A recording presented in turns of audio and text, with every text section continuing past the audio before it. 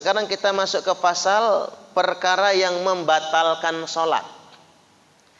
Walladzi yubtilu sholata ahada asyara syai'at.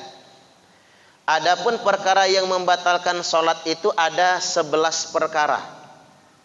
Ahada asyara syai'at, 11 perkara. Yang pertama al-kalamul amdu, ngomong yang disengaja. Ngomong. Kalau dalam versi kitab Safina itu bunyinya begini, wan nutqu biharfain au biharfin mufhimin amdan.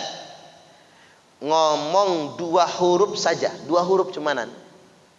Au biharfin atau cuman 1 huruf, mufhimin yang bisa dipahami maksudnya, amdan secara disengaja. Beda, karena mengapa ada kalimat amdannya? Khawatir ada orang yang latah.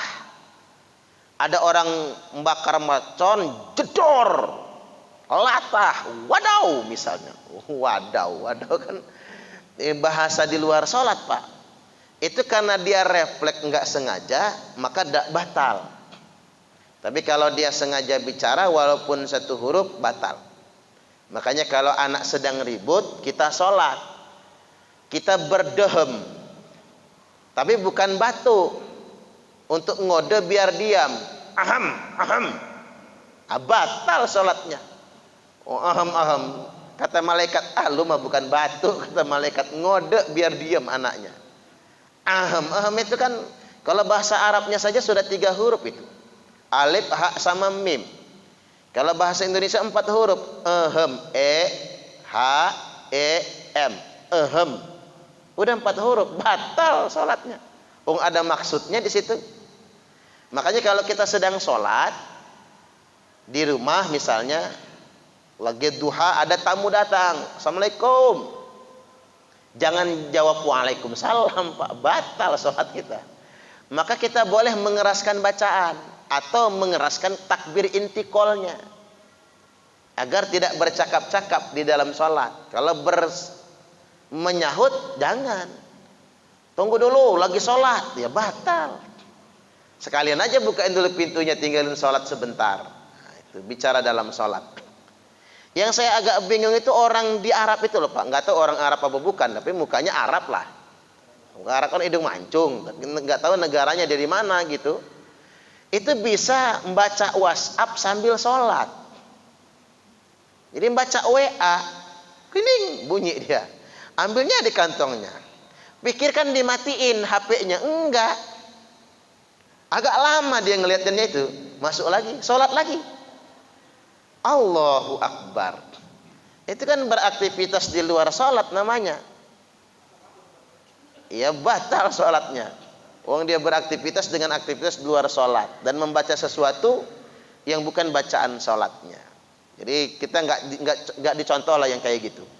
Itulah sebabnya mengapa sholatnya orang Indonesia terkenal paling sopan. Kita ini gini-gini ini paling sopan loh, Pak, sholatnya. Paling tertib, paling tuma'aninah di Arab itu. Mana ada kita itu yang ketekas-ketekus, goyang-goyang dalam sholat. Nggak ada. Kalau kita sopan banget. Orang Arab itu yang namanya melangkahi orang sholat udah biasa. Orang lagi sujud main lengkahin aja. Makanya kejadian perempuan negro melengkahin orang lagi sujud kan, pas bangun masuk ke dalam roknya, kok pas temponya pas, begitu melangkah dia bangun masuk, ini langsung campah palanya itu, Pak, hambar langsungan. Karena mereka tuh biasa yang kayak gitu tuh. Kalau kita kan takut kayaknya gitu ya. Kita melintasin orang sholat saja takut. Makanya Nabi itu tegas banget kan. Mengapa kata Nabi, kalau ada orang sudah dihadang tangan sekali, 2 kali, 3 kali masih lewat juga, fadribu nuqah, pukul tengkuknya. Mengapa Nabi segitu kasarnya menyampaikan? Karena saking keselnya gurusah-gurusuh itu. Tapi ya jangan dipraktekin beneran, itu kan menunjukkan penekanan saja.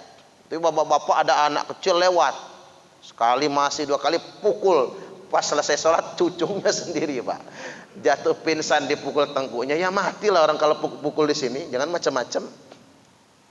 Baik, yang selanjutnya yang kedua nih, masuk dia wal amalul katsir. terlalu banyak gerakan, itu batal. Jadi ya seperti buka Android, membaca gitu kan. Itu kan termasuk dalam kategori aktivitas gerakan yang di luar sholat, ya batal. Kalau dalam versi kitab Safina itu malah didetilkan begini, talatatin harakatin mutawaliyatin, 3 kali gerakan berturut-turut, batal. Jadi bergerak secara berturut-turut 3 kali saja sudah membatalkan sholat. Makanya kalau gatal betul kan ada kaifiat yang diajarkan ulama, cara ngegaruknya begini, tempel ini dulu begini. Yang digatal dari jidat misalnya, begini Pak. Ini kita garuk walaupun 100 kali enggak batal. Walaupun lecet jidat kita, ini dianggap satu gerakan ini kalau begini. Tapi kalau begini 3 gerakan dia kalau 3 kali, maka itu membatalkan sholat. Artinya sholatnya harus dibatalkan, diulang lagi dari takbiratul ihram. Itu maksudnya. Selanjutnya wal hadas, datangnya hadas, hadas kecil maupun hadas besar di dalam sholat. Ya umumnya yang bisa datang dalam sholat ya hadas kecil yang paling mungkin. Kecipirit misalnya. Kalau buang angin masih bisa ditahan Pak. Tapi kalau bapak-bapak lagi kena diare, tahu-tahu serut keluar aja dia. Kecipirit batal, maka keluar, bersihkan dulu lalu berwudu dan sholat. Selanjutnya hudutsun najasah, datangnya najis baru juga batal. Jadi seandainya ada 3 yang bisa membatalkan sholat ketika datang najis. Ketika najis mengenai badan kita, mengenai pakaian kita, dan mengenai tempat sholat kita. Jadi badan, pakaian, dan tempat sholat itu nggak boleh terkena najis. Ketika dia terkena najis, maka menjadi batal. Jadi syarat sahnya sholat itu suci dari najis. Apa saja yang harus suci dari najis? Mil libasil musalli, pakaian sholat, wa makani sholatihi, tempat sholat, wa badanihi, dan badannya. Jadi kalau 3 itu terkena najis, maka batal. Kecuali najis yang dimakfukan. Apa najis yang dimakfukan? Yakni hewan yang darahnya tidak mengalir misalnya. Darah nyamuk misalnya kan Pak. Tidak apa-apa dimakfukan. Itulah mengapa cecek itu dimakfukan. Mengapa cecek dimakfukan? Kan cecek masuk kategori hewan yang darahnya tidak mengalir. Dimaafkan maksudnya. Selanjutnya wangkishaful aurah, tersingkapnya aurat, batal. Bapak-bapak tersingkapnya paha, batal. Nah di dalam kitab Safina di sini nggak disebut ya. Di dalam Safina disebutkan kalau tidak langsung ditutup. Jadi kalau tersingkapnya aurat tapi langsung ditutupkan nggak batal. Umpama bapak-bapak sholat pakai sarung, tapi sarung doang, nggak pakai daleman lagi. Begitu dari sujud mau berdiri keinjek, umpama ya, keinjek, lepaslah dia. Cucungnya teriak, kakek katanya, umpama ya. Itu kalau kita langsung ambil sarungnya, kita gulungkan lagi, nggak batal sholatnya. Tapi kalau dibiarkan begitu saja, ya batal dia. Nah itu penjelasannya. Makanya sunnah Nabi make izar itu, komis itu baju kemeja panjang ya, gamis, bahasa Arabnya komis. Gamis itu kan serapan Mesir ya Pak. Karena orang Mesir itu lebih suka huruf qaf itu disebutnya G gitu. Jadi kita terkontaminasi jadi gamis gitu. Komis baju panjang selalu ada sirwal di dalamnya. Begitupun kalau Nabi pakai izar. Izar itu apa? Kain bawahan yang digulungkan di badan. Orang Indonesia nyebutnya sarung. Ada yang nanya, Ustaz, sarung Nabi ada merek gajah duduk enggak? Enggak ada, enggak ada. Gajah duduk enggak ada, ya kotak-kotak. Ya zaman dulu mah enggak ada. Sarung yang model kita ini Pak, ini made in Indonesia. Makanya orang Arab itu kalau dikasih hadiah sarung seneng banget. Orang Indonesia dikasih hadiah sarung nawar, jangan sarung minta yang lain gitu. Makanya bapak-bapak kalau lagi umrah atau haji ingin membuat senang orang di Mekah, orang-orang Arab itu bawalah sarung banyak-banyak. Sedekah bagikan. Mereka bisa pagi, sore, siang, malam dipakai tuh sarung. Saking senangnya dia kalau dikasih sarung sama kita. Karena nggak ada dia sarung-sarung model kita ini. Nah, izar, Nabi itu kalau pakai izar dalamannya sirwal, ada celana juga. Celana yang diupayakan menutupi sampai di bawah lutut. Itu sunnah sedemikian rupa. Jadi Nabi itu selalu pakai gamis atau menggunakan izar juga. Tapi jangan celana doang. Udah celana doang cingkrang kayak mau nyangkol di sawah kan, Pak. Kurang bagus juga yang demikian rupa. Baik, yang selanjutnya wa taghyirun niyyah, berubahnya niat, goncang niat itu batal. Misal contoh begini, kita lagi sholat, ada tamu datang, assalamualaikum, kita goncang niat nih, mau lanjut atau tidak sholatnya, batal sholatnya. Ya kalau tamunya tamu biasa, kita mah anteng aja kan. Apalagi ketahuan tamu itu kira-kira suaranya yang suka ngutang. Malah dilamain sholatnya, tambah khusyuk sholatnya. Pokoknya kalau dia nanti protes kok kemarin ngetok pintu nggak dibuka-buka, ya kita punya alasan lagi sholat gitu, punya alasan kan. Cuman yang bikin kita goncang itu, Pak, kalau kira-kira tamunya datang yang bakal bayar utang, itu goncang katanya. Waduh, kalau nggak segera keluar nanti dia nggak jadi nih bayar utang hari ini nih. Itu yang bikin goncang. Saya sarankan kalau model kayak gitu batalin aja lah sholatnya. Batalin, lanjut lagi. Biasa kalau waktu duha sholat kan bisa jadi yang begitu. Selanjutnya wastidbarul qiblah, sholat membelakangi kiblat, itu batal sholat.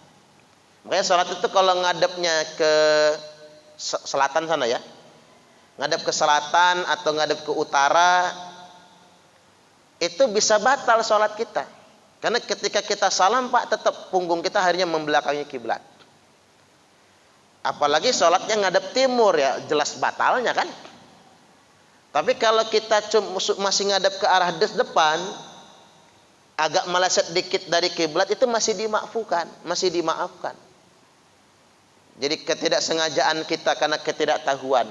Makanya kalimatnya fawali wajhaka syatral masjidil haram. Palingkan wajahmu ke arah, bukan ke tujuan pasti, tapi searah, bentangan 90 derajat ke arah Masjidil Haram.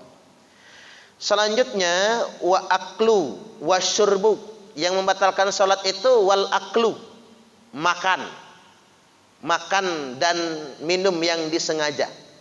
Makan yang disengaja itu ya sulit lah, kalau nyuap nasi itu susah kalau lagi makan, tidak mungkin.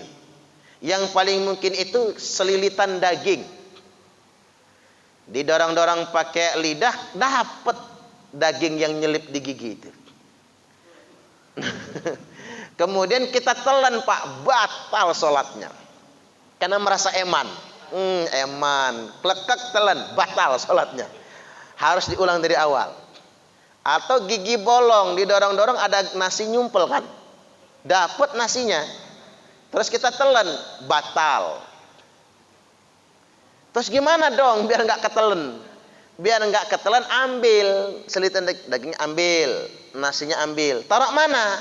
Kantongin, Pak. Jangan dilempar pakai lidah, tuh kan dilempar kan, udah di ujung tuh misalnya. Saya khawatir ngelemparnya kurang, Pak, akhirnya ke samping kena muka Pak Haji Sanawi ya, apalah di pipisnya basah-basah ini ya. Begitu diambil, punya Pak Haji Hamdani. Subhanallah. Jangan main lempar, Pak. Kan kita ini kan masjid ini tempat yang mulia.